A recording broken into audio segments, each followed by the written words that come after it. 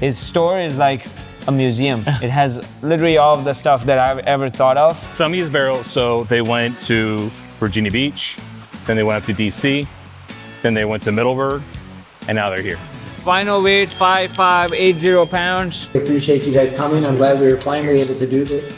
So I'm here with Prav. Hey, Prav. Hey guys. So in here in Leesburg, Virginia, in the Dream Spirit Rick House. That's right. And Prav is the owner of P Street Wines in Washington, D.C. His store is like a museum. It has literally all of the stuff that I've ever thought of, like the high allocated stuff. So yeah, why don't you tell us a little bit about how you got started? Yeah, absolutely. I'll give you the really quick short version now for this video first. We're retailers by trade. It's what my family's done for well over 3 decades at this point. And we were very early movers into the barrel picking space. Yeah. I've done probably over 2,000 barrel picks at this point. And at some point, it just was the next move, in, if you would, in the industry. It was my dad's dream to start a brand and do our own version of the barrel picks and make the experience better for the customers and do all the things that we wanted to do at distilleries but weren't able to. So we wanted to build something where people can come in and do all the cool, exciting things. Yeah, it's like a natural progression. Yeah, exactly. That's exactly right. The Dream Spirits is Dream Spirits for 2 reasons, man. One is because I fully and firmly believe that my family is the embodiment of the American dream. We're everything that is right with the American dream and why people come to this country. And the other is because it was my dad's dream to start a brand. So we took those 2 principles and started Dream Spirits with that. Dad's born and raised in India, part of 10 siblings. Unfortunately for him, his dad passed away when he was like 11 or 12 years old. You know, imagine like a single mother in a rural village in India trying to raise 10 kids on her own.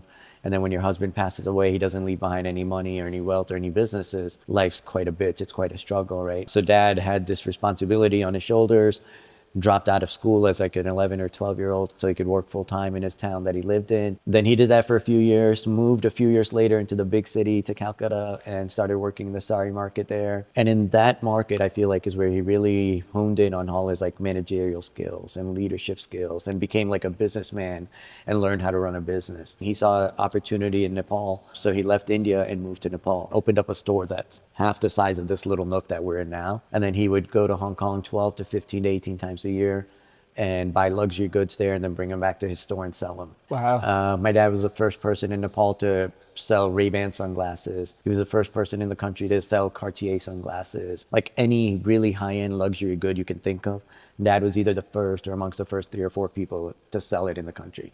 I was born and raised in Nepal also. When I grew up there was one main shopping mall in the city that we lived in. It was a rectangle-shaped building with an entrance on each side. And no matter where you went in, the first store you saw belonged to my dad, because he eventually went from 1 store to 8 or 7, I forget what it was, in that mall before we left, right? Wow. So needless to say, he's doing very well for himself. So one day he's talking to this American customer that would come to his store every year when he would go trekking in the mountains in Nepal, and then he'd come to his store to buy something. And this guy looks Dad in the eyes and he goes, "Saraf, you're wasting your life here in Nepal." He says, "I could see you're doing well for yourself, but somebody like you should go chase the American dream. Sky's the limit for the opportunities you or your kids will have there." This is in '89. Right. Then Dad, we had one distant family that's in a town called Burt that's like 45 minutes from here from my mom's side. Dad called him up and said, "Hey, you know, I'd love to see what America's like. Can I come and stay with you guys for a few days?" And you guys know this, Indians are very welcoming, hospitable people. And how old were you? I was 9 at this point. Wow. He was here for a little less than 2 weeks, seeing God knows what he wanted to or needed to. But he goes back home and he tells Mom, "Start packing up your stuff. We're going to move to America." But he takes the crazy even one step further. He tells Mom, he says, "We're not going to sell any of our stores here, and we're not going to take any of our money with us from Nepal." So he literally left everything behind. We moved here. We didn't have any family. We didn't have any friends. We didn't have any mentors. We didn't have any money. We didn't speak any English. For the first 2.5 or so months that we lived in this country, we lived in the basement of this family that we went to visit. And there's 5 of us there. Mom, Dad, me, and my 2 sisters. So what did we do for work or for money? We did what every honest, hardworking immigrant family does when they come to America, which is anything and everything to survive. Dad's first job in this country was with an electrician. He doesn't have a background in being an electrician, doesn't know what it means to be one or how to be one, but he knew that it meant getting him a paycheck right? You guys are in DC, so you know, like you see those like little vendors on the streets that sell like White House hats and T-shirts and FBI hats and T-shirts and stuff. Yeah. My dad worked with one of those guys, so he would come home at night with trash bags literally this tall, filled with T-shirts crumpled up. And as a family, we would spend the night ironing them and folding them up and getting them ready to take back to the stall the next day for dad, right? Then eventually, dad worked at a restaurant in the back of house, washing dishes in the evening. He worked at a gas station. At this gas station, I saw my dad working 21 hours a day, 7 days a week for about 8 months straight. Like absolutely inhumane numbers that don't make sense. No offense to any of you guys but me, but I don't think it's something any of us could do. Yeah. Eventually, he ended up at a liquor store. A light bulb went on in his head and he said, this is what my family's going to do in this country to make it. When I can legally, when my immigration paperwork clears, I'm going to buy a liquor store here. And then 6.5 years of struggle later, we could finally buy a liquor store. So mom and dad get in the car and they're going literally neighborhood to neighborhood in DC, all the good parts of the city. They find one, they fall in love with it. Dad decided, this is what I'm going to do. I'm going to buy this store. Only one problem, we don't have any money and liquor stores are expensive. Right? Yeah. What he does next is crazy. None of us five would do it or advise any of our loved ones to do it. He borrowed money from his credit cards at 28% interest to go buy this store. Wow. It's absolutely maddening, right? But one of the definitions of an entrepreneur is somebody who's maddening. They care about only their hard work, their vision, and their belief in themselves and nothing else. So he knew he had to do this in order to be able to buy the store. So he did it. Didn't even think twice about it. What he told her is for the next 3 years, everybody needs to sacrifice and chip in because every dollar we earn at the store has to go to pay off this loan, and nothing else matters but paying off this loan. Once the loan is paid off, we'll be fine. But he's such a gangster, such a hustler that instead of 3 years, he paid off the loan in 1.5 years. And then one store became two, two became three, three became four, four became five, five became six, etc. In the 30 plus years that dad and I have been doing this now, we've owned a little, again, I don't remember, it's either 7 or 8 in the city. We just own the 2 of them now. But let's talk about now like how I kind of came into the picture. So I was 15 years old when we bought our first store. I would come home every single day from school. I would grab 2 things. I'd grab my notebook and I would grab my bicycle. I would take my bicycle over from the home to the metro, take the metro to DC, and then I would walk to the store. I would drop off my notebook at the counter in the front, and then I am stocking, I'm cleaning, I'm ringing people up, I'm breaking down boxes, anything and everything that needs to be done at the store I did. And the reason I'm doing that is because the minute I'm there, we can send home an hourly employee, right? And we can maybe save $30 or $40 and help pay off this loan sooner. So I was there every single day doing this. I tell people jokingly all the time, like I grew up in the liquor industry. I was working at the store since before I had facial hair. And I grew up in the industry before Google was a thing.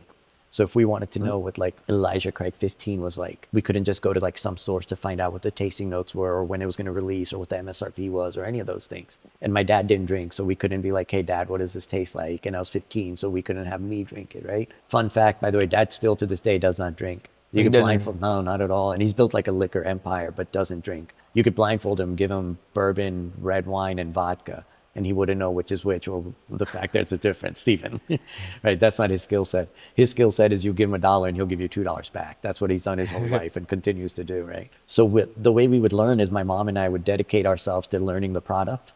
But what we would do is we would go in every day to the store once I was there, and we would say, okay, let's pick this shelf today, whatever random shelf it would be. Then we would, one by one, take a bottle off and memorize every single word on the front and the back of the label on that shelf. Because they would all tell you something. Sometimes they would tell you where it was from, sometimes tasting notes, sometimes food pairing for wine and things of that nature. And that's how we learned about the product, is literally by memorizing the front and the back of every single word on every single label one by one. We grew up, again, with no mentors in the business and nobody to teach us the business. Dad is the best businessman I've ever met in my life, but he didn't know anything about this product. We grew up pronouncing Pinot Noir as Pinot Noir.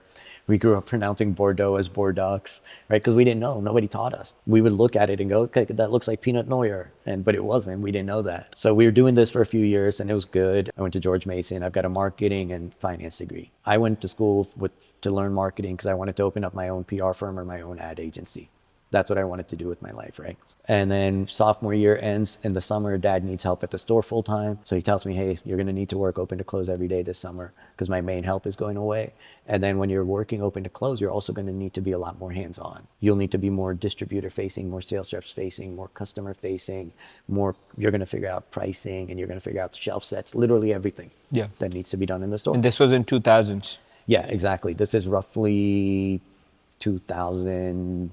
99, 2000, somewhere in that neighborhood, right? And I go, yeah, Dad, no problem. We'll do whatever needs to be done. I'll be there, right? And I'm there every day, open to close. But when I tell you guys that I fell so deeply and madly and passionately in love with the store that summer, to this day, it's my biggest hobby, right? I love being at the store. I love being here. I love working because I just love doing it. It's my hobby. It's my passion. Yeah. I don't think I want to leave. Like, I'd love to do this with you forever, even though it's supposed to be temporary if you're okay with it. So obviously he was okay with it. So we've done everything, ever since together. But the problem we were having, I think we had 3 stores, if my memory serves me correct at that time, maybe 2 or 3 stores. The problem we were having is, and you guys know this, DC is the most powerful city in the world, but it's a super small city.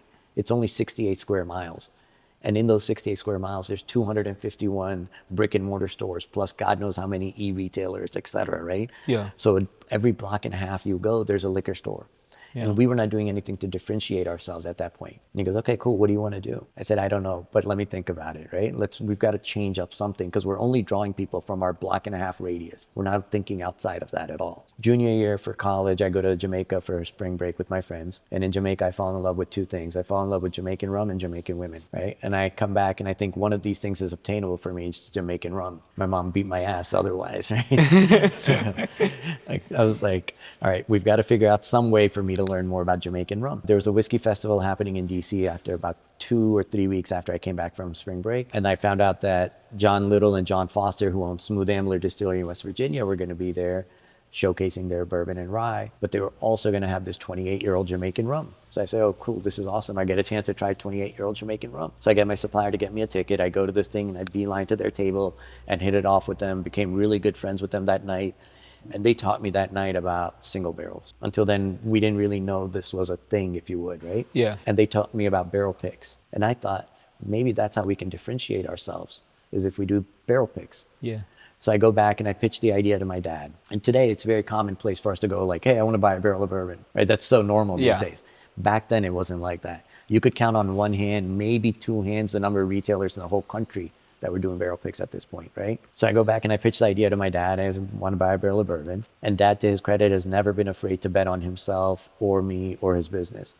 So he just said, can you sell it? I said, yeah. He said, okay, if you could sell it, go buy it. So we did. We bought a barrel of bourbon from Smooth Ambler, the 9-year MGP high rye bourbon. And then we brought it back to the store and we started hand selling it to people, saying the only place in the whole world you can get this bottle is here. And word started to kind of spread a little bit. And instead of a block and a half radius, we were pulling people from like 5 blocks away, 10 blocks away, from Arlington. Like, it was crazy to think about. Like, people would drive to the store just to pick up this barrel pick because they had heard about it. Again, today that's very normal. People wait for hours in lines to buy bottles and stuff, but back then it wasn't like that. But it was really cool for us. At the same time this was happening, Facebook was also in its infancy stages. And then there were national Facebook whiskey groups, but they weren't like the way they are today. Today in a national whiskey group or Facebook group, it's like 100,000 people, 150,000 people. Back then it was like 80 people. And like, you got into a group because somebody would be like, oh, Arnaud's my boy, don't worry, I know him very well, I drank with him. If he screws somebody over, I'll make good with my own money. I vouch for him personally. And that's how you got into one of these groups.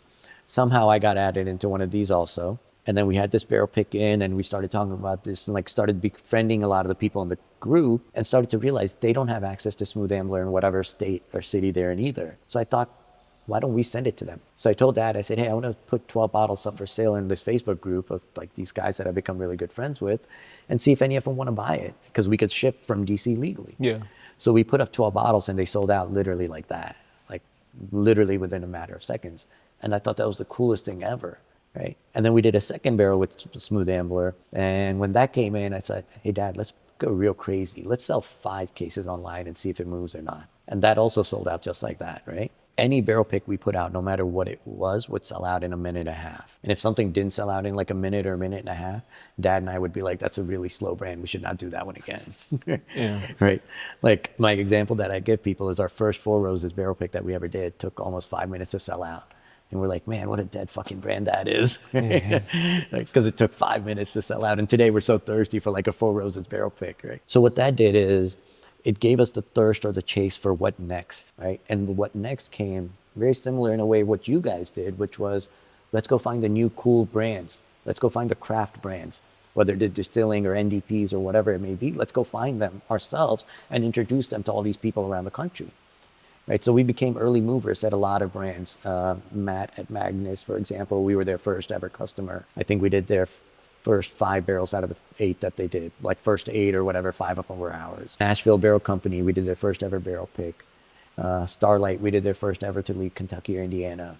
New Riff, we did the first ever to leave Kentucky, Indiana, Ohio. Smoke Wagon, we did the first ever barrel pick to leave California or Nevada. Mammoth, we did their first ever to leave Michigan. And the list goes on and on with how many people we became early movers on. What that did was it spread like wildfire for them also, right? When we would do a brand, let's say like a Magnus pick or whatever it might have been, we would ship it all over the country. And then these guys and girls that would buy it all over the country would take it to their local stores or to their local bottle shares and stuff and share it with people or ask their local stores like, hey, why don't you get a barrel of this? This stuff's killer. Yeah. You know, this guy in DC bought it. And then that store would call the distillery to be like, hey, we'd love to do a barrel with you. So Dad saw this and Dad goes one day, he goes, why don't we do that for ourselves? We're helping so many brands gain national recognition. Why don't we build a brand of our own? Let me consider that. But at the time when he brought it to me, we were in the middle of building one of our stores and we were in the middle of building a bar. So I was like up to here with work and I didn't have any free time. So I told him, I said, we can't entertain this right now, Dad. We got to forget about it for now. We push it on the back end. A couple of years later, the store's done, the bar's done. I have a little bit of free time. Sit down with him. I said, what do you want to do? And he goes, my dream's simple. My dream is for us to leave a legacy behind when we're all gone. And the stores can't do that. So we thought, okay, let's figure out how to do this. So we called up Matt at Magnus, called up all our friends that we had made over the many years in the industry. Because what Dad taught me was, you live life by being genuine with people. Build genuine, lifelong, meaningful relationships with people. And then when you need each other, you lean on each other. So I had made all these friends that I actually cared about, that I hoped also cared about me in the industry from having done this for so long, and called them and asked them for advice. Matt, the Johns at Smooth Ambler, Wes Henderson, who started Angel Envy, Christian, who started Starlight, all of these guys that are titans in the industry, and called them and I just said, hey man, I want to start a brand. And either tell me I'm an idiot and I should stop. And if I am and I should stop, I'll stop. I'll take your advice because that's why I'm calling you, right? But if I shouldn't, then help me. Because without your help, I'm not going to be able to do this. And they did. Every single one of them was amazing. Somebody, designed, ordered, and helped install the bottling line.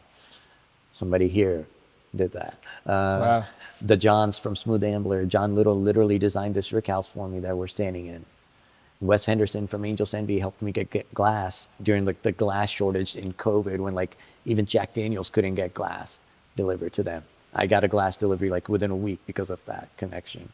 Right, so all these guys helped us a lot. But what we wanted to do with Dream was, again, to hone in on that experience. We wanted this barrel pick to be something that's truly your barrel pick. It's not ours. When you come in here, we don't say, here's 3 or 4 SKUs or 3 or 4 barrels that are pre-pulled for you and you're gonna get to try from these. This is literally yours. You have a blank slate. I don't think any NDP or distillery in the country does this part of it this well, where you can come in and do whatever you want. We go to a lot of different brands or places and you go, wow, this barrel and this barrel is so tasty when I blend them together. Will you blend it for me? And they would say no. Or you go, this is so tasty. I wish I could throw this into a new barrel to do double oak toasted version of this because it would bring out much better flavors. Can we do that? And they would say no. Or you would go to a place and they'd be like, yeah, we're going to bottle this next month. And you go, oh, if you bottle it next month, it'll be 9 years, 11 and a half months old. Can you bottle it the month after so I can sell it as a 10-year-old? And they would say no, right? So we took all those no's and we'd like to think we built the house of yes. So when we're doing stuff today or whenever and we're hanging out and tasting things, if you guys have an idea or something cool or something fun you want to try, ask me. We don't have to ask corporate. We don't have to get anyone's permission. We don't have to say no to you. We want to say yes. You only have to check 2 boxes for us to say yes. It has to be legal. Yeah. That's kind of important. And it's got to be either cool or fun. And as long as you check those boxes, we're going to say yes. So you've got here all kinds of different ages, all kinds of different mash bills, all kinds of different distilleries, all kinds of different regions of the country that distilled. And now you get to come in and go, I get to actually create something. When you guys come back here next time, I'd love for you guys to stay on property and everything. Bring your families, your friends, your clients, whoever you want. Stay here for a couple of days, kick it, hang out, make some memories and make some experiences. You're going to get good liquid, but you can get good liquid at 100 different NDPs. But why come back here? Come back here because of all the experiences that you can't have anywhere else. So we'll start here just because this is part of Prob's genius, something he had come up with that we offer very, very few people this opportunity, but it's called our Evolution series. These are Kentucky Artisan High Rye bourbons. 11 years old. 11. We've got some Old Elk, so some weeded MGP. These are at 2016. Yeah, 9. So these were originally down in Virginia Beach and then have made their way up here. So you guys still store more barrels in Virginia Beach? No, that place has closed up and moved on. So everything we've got here in house now. Yeah, so some of these barrels, so they went to Virginia Beach, then they went up to DC, then they went to Middleburg, and now they're here. So there's probably about 20 barrels in this place that have made that nice little trek. Here we've got some DC bourbon. This was 1/8 old stuff. We've got apple brandy. We've got some high rye. We've got some weeded. So a couple different options in here, various years. What's the youngest barrels you guys have? Everything's 8. The youngest in here is 8. Yeah, Yeah, we don't mess around with young Yeah. stuff. that's good. Yep, 8 to 21. 21 bourbon. Yep, that's Dickel. So Jim Beam mash. This is all 11 years right now. So what, the traditional stuff goes out at 7. So regular Booker's is 7 years old, right? And it's a small batch of hundreds or thousands of barrels blended together. Yeah. Whereas these are 11 and a half years old Bookers. And, Yep. obviously single barrels. Yep. Over here, these are Alchemy MGP. So it's going to be the same mash bill as light whiskey. So 99% corn, 1% malted barley. But this is going to be distilled as bourbon. So coming off the still under 160 and going into new barrels.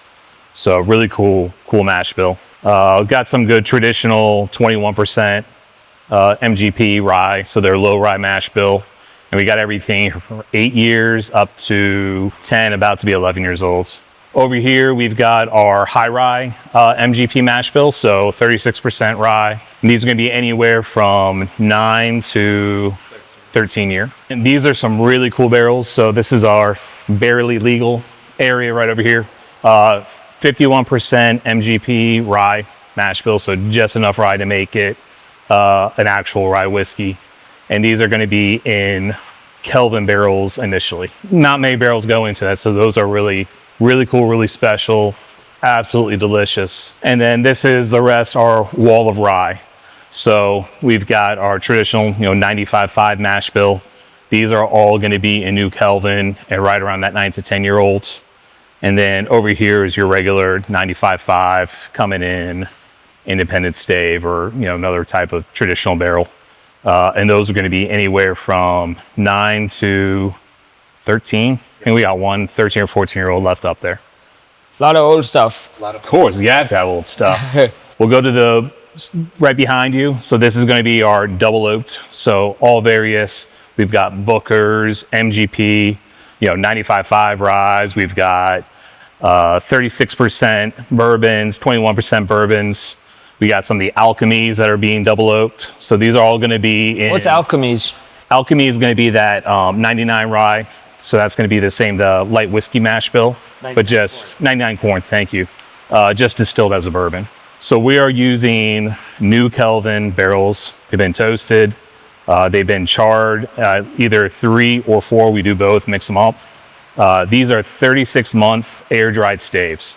So it's like the highest quality. Yeah. Most places are going to do like 6 months, just enough to dry them out, or they'll be kiln dried. These are air-dried 36. So the most expensive barrels. And how long do you usually double oak them for? Depends. So, we put them in there, people try them. We've had some stuff go a month. We've had stuff go 2, 3, 4 months. We've had stuff So- for 8 months as rye. Yeah. We haven't made it past 8 yet before somebody buys it. Yeah. So when we put it in, then people start tasting it whenever. And really up to people picking it as far as when they want to pick them up and when they want to buy it. Still, these are some Heaven Hill, 8-year-old Heaven Hill that's being double oaked in here. Same over here. These are going to be Bardstown weeded bourbon, by these 8-year. And then we have some 17-year-old light whiskey. And then over here, all these big guys, these are all Willets. These are Jim Beam light whiskey? No, MGP light whiskey. Yeah, it's going to be just that row right there. This is all going to be Willet. So this row right here, this is Willet weeded bourbon. That's in cat barrels. This row over here is going to be Willet rye. That's in port, same as here. And these are all 8-year. And then the rest is going to be Willet bourbon. That's in Chardonnay barrels. And then you've got some French oak? Yeah. So that's it was French oak, and then it was originally aged with port wine, and then they put the Willet rye in it afterwards. These things are really good. awesome. That double oak sounds the most delicious to me, right? Because it's like 36 months stave. Yeah. Yeah, exactly. air dried steak. Yeah, that's crazy. And Yeah. we've got a lot of different mash bills in there. Matt's thrown some Bookers in there. We've got every mash bill of MGP in there. Yep. We have 8-year Heaven Hill in there. There's a lot of fun stuff. Do you guys have any drilled barrel? Sure. There you go. Yeah, we'll give it rounds. Have you drilled a barrel before? Yeah, we drilled a bunch. I imagine you guys are seasoned pros at this. I Had to just make sure. wouldn't say seasoned pros. We'll make We're year-round pros. Yeah. 1 year. As pro as. first one. I'll do the first one. So that's Heaven Hill. At the top, right? No shit. You probably won't need to. So you can do one like Right here? Yeah, that works. Come on, AJ. Maybe it's reverse. No, it's not. Go, take it out, buddy. You see how he's doing it? Yep. You watch me do it. Oh, It'll be different. You'll see the difference. Is it a short barrel? No, it's not. No, here you go. Well, Yeah, these are double oaks. Yeah. These are both about halfway. I hope you did. Yeah.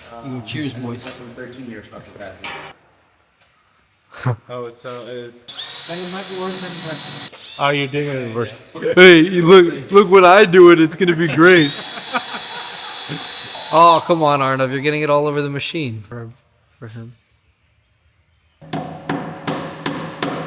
That was like a 50% accuracy. Good job, man. So keep track, obviously, of what is where, so you know what's where. On your very left glass, if you'll pour some of this here as well, if you don't mind. On your very left, yep. This is the Heaven Hill. This is the Heaven Hill. Yep. So this Heaven Hill, for example, is 8 years old. Again, double oaked in that new Calvin barrel, barrel number 47. And then in the middle jar there, I'm gonna put this guy, which is the Alchemy Bourbon.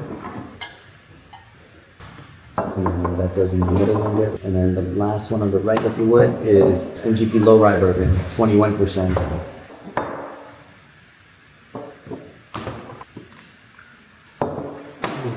All right, well, cheers, fellas, man. Thank you guys for spending the time with us. Really appreciate you guys coming. I'm glad we were finally able to do this.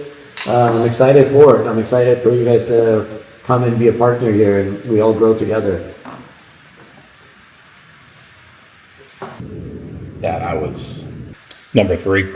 Yeah. That's the that 21%. Yeah. That one, this flavor is really developed. This is funky. And it, The nose The is middle very Spicy funky. with it, really. It's spicy and it's like confetti. yeah, this one's the best. But it's got like some cool viscosity, and it's different.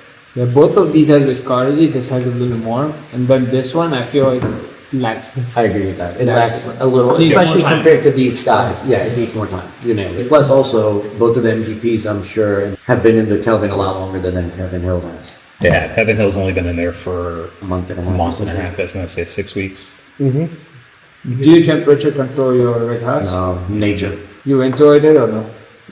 Do we have a what? Ventilator? No, just Like we open up the windows. Windows. That's it. Yeah, cross ventilation. And you've got we have some crazy winds that come through this area. It gets super, super windy. So you'll be in there, you feel the wind coming across. It's pretty intense. 2 is what you give somebody that's tried everything. Yeah. It's a completely different profile Yeah. than anything else. And it's they've like got. complete. No complaints about it. The finish is perfect. The barrel is good. Yep. The nose is also great. The nose on it gets better. Mm-hmm. I don't know. I just love this one. It's just, it's To me, it's so good. Oh my god. The nose on You it can- phenomenal. is now cotton candy. You see that? It's like bubblegum cotton candy. Like, yeah. Yeah. Hubba bubba. Yeah, hubba Hubba bubba. bubba. Yeah, that's what it is. The next day. So what we're looking, since we're going to be doing the barrels turn 10 in July 7th. So they're almost 10-year-old whiskey. 21% rye MGP bourbon. So what we're kind of looking for is more consistency than this is the best barrel. Yeah. So we'll start at the beginning and we'll start going through, and as soon as we get 20 barrels, we'll start blending them. Perfect. Cool. So this is a 3 liter? Yeah. Wow. Isn't that awesome? Yeah. I mean, this one looks like a 375. So when I was showing people the pictures of it, like they're like, all right, that's cool. You got a mini bottle. I'm like, no, that's a 750 beside it. Just to compare, this is my hand, and this is the bottle, and this is a 750. That's crazy. Yeah. And then that's a Rick House. And this is what we got just for you guys. Oh my God! Wow. Can we go swimming in it or? It'd be a hot swim, yeah. Be a nice little whiskey hot tub. Oh yeah. St. Pat's. Let's get right into it. So it's everything on these pallets. We're not looking for anything crazy. Yeah. We're just kind of looking for something consistent. So usually this is a go, no go decision making on Makes on sense. this. Yeah, because usually like when you start getting stuff that's super funky, then you gotta look for something super amazing to start balancing it out and start getting a little tricky with that. I like Some that. pressure. I Yeah. like that a lot. I had one that I was taking out the other week to bottle. Straight up hit the ceiling. Wow. Came down, I caught it. It was great. Tasted great, right? It was a good barrel. Yeah. You guys want to start Ready? with this one? Yep.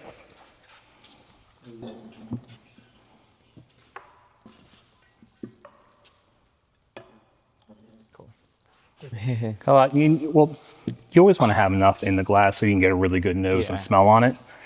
And whatever you don't, you just put it right back in. That's sharp. That's good.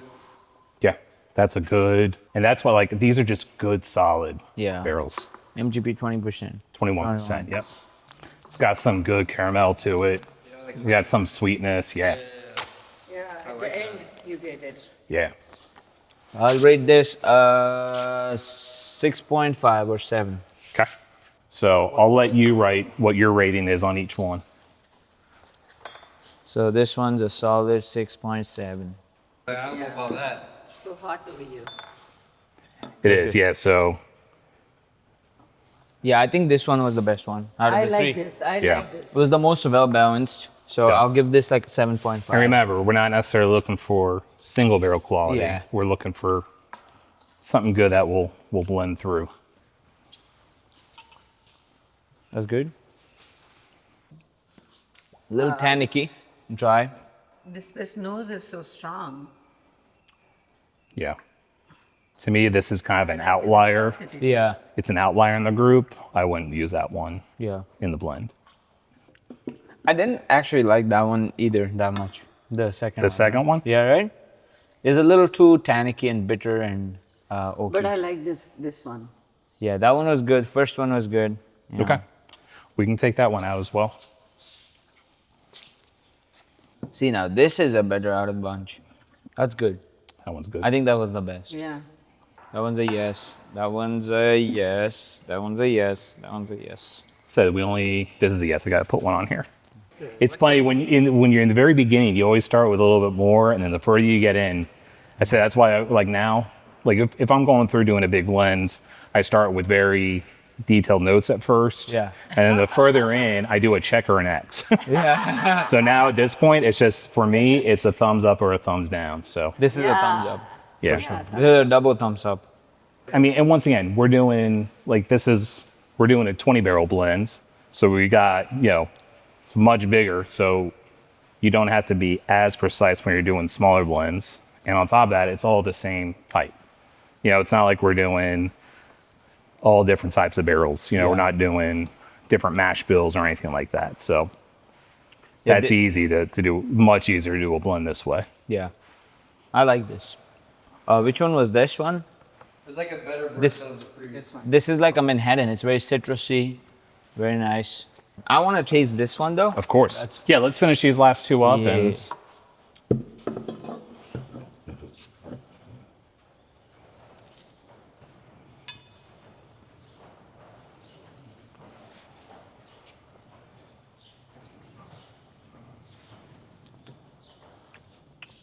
What do you think?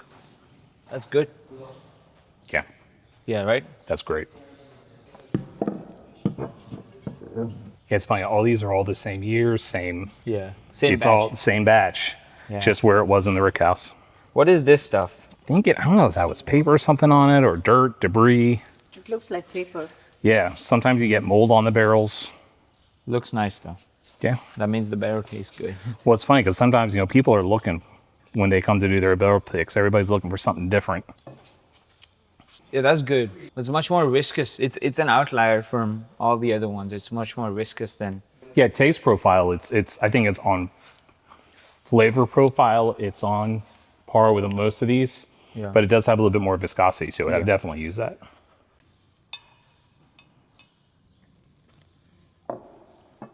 What do you think of that? I think it's a little on the tannic side. Yeah. This Won't has go a well in the blend, right? citrus note is so, like, strong. Yeah, there's a citrus note. It's a little viscous. Tastes almost like a double egg. I would pass on that one for Yeah. a blend. Yeah, that's it. Very consistent. That's what's good about MGP. I love they, it. They usually are. What is this age? Like 10 year. 10. Almost 10. Yeah, that's great. Last one. Let's see. This is the one.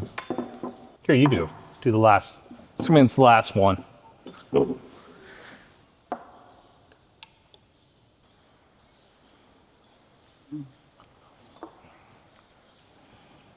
That one's a little different too, right?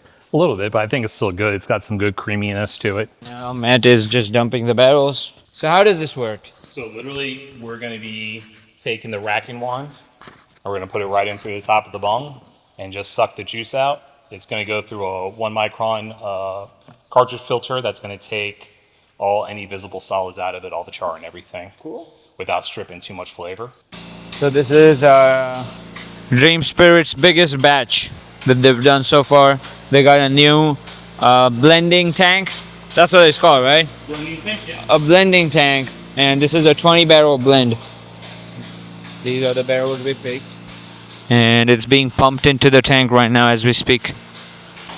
Yo, with the boy at Dream Spirits, filling up the largest blending tank Dream Spirits has ever had. The whole world. In the whole world? No, only in Dream Spirits.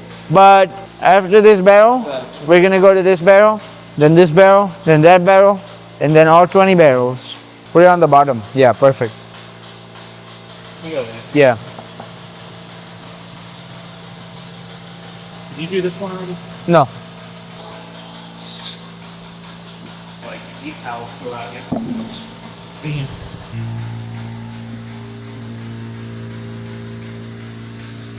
So we just emptied all the barrels. Last barrel was emptied. Final weight 5580 pounds. Reaches up to here. Why? 2,825. Now we can have some samples.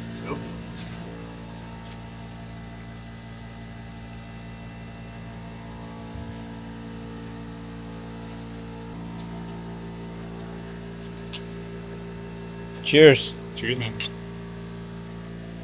I like the viscosity. Oh yeah. That's good. Wow.